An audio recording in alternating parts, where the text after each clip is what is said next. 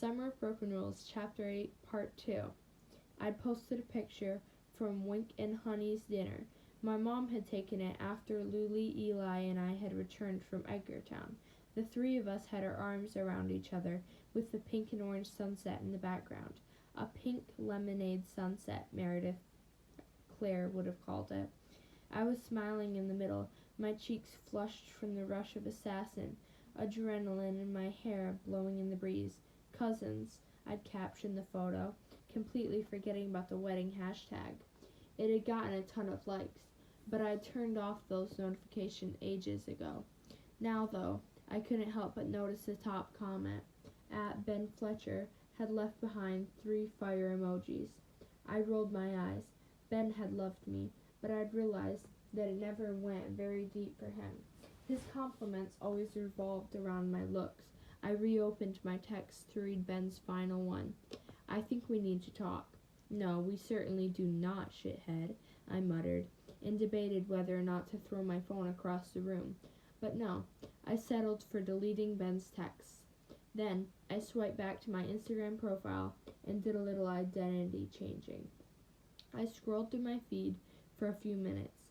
Instagram stories of my former classmates, picnicking on Clinton's town square, videos of my favorite bands performing on tour, photos of cute dogs and funny memes. I double-tapped Timothy Chalamet's most recent post. He was on vacation in Italy, although the next picture caught my eye even more than Timothy, because it was of me. Not me now, not me from years ago, but me from years ago. I was maybe 10, with my hair in braids and a napkin tucked into my shirt, and I instantly recognized the wicker chair I was sitting in.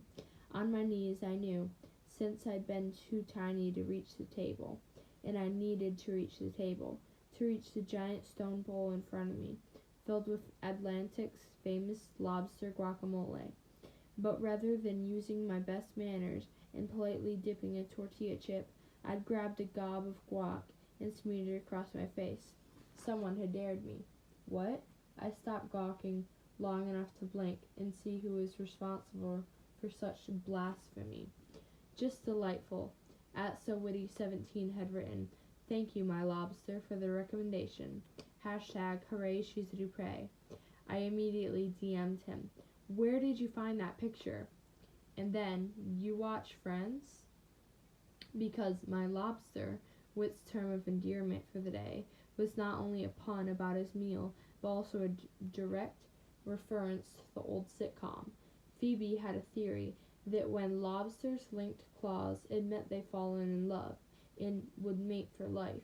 "She's your lobster," she always said to Ross about Rachel. It was iconic. Wit! Half of me wanted to kick him in the face again, while the other half wanted to smile and laugh with him. But my only option right now was to check if he'd messaged back. Not yet. Where did he get that picture? I wondered again as I glanced around the sitting room at the photos covering the walls. The one of me wasn't here, but Fox family photos decorated every house on Packwood Farm.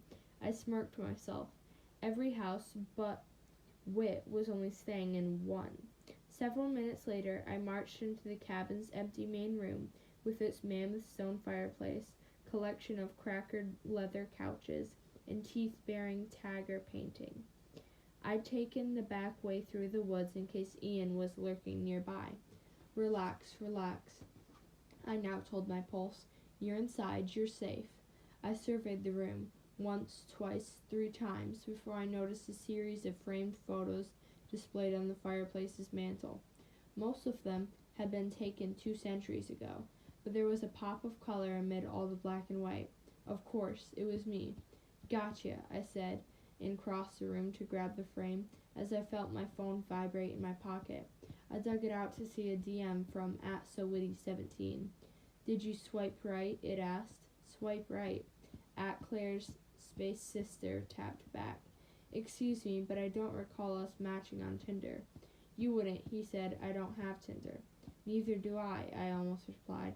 But another message from Whit popped up. "I meant here, on the good old gram. Did you swipe right on my post?" Swipe right on his post? I frowned and tapped back to his throwback shot of me, only to realize that he'd uploaded multiple photos. 2 photos. No way, I thought, thumb hovering over my screen. There's no way he could have. But he had. When I swiped, I was treated to 19-year-old Whitry, full-on imitating little Meredith Fox. Just like me, he had a blue napkin tucked into his shirt collar, with a heavy mortar of guacamole on the table in front of him. And also, like me, he'd taken a glob and smeared it across his smiling face. My stomach swooped.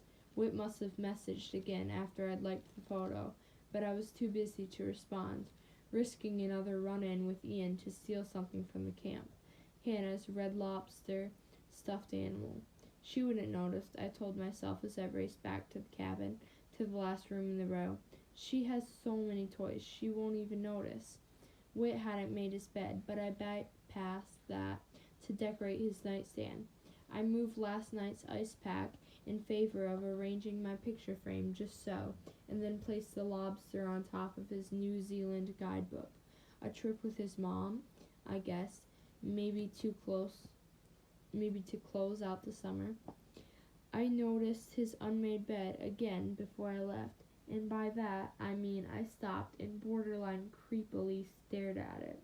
His covers were kicked to the foot, some sand on the sheets, and you could still see where we'd slept.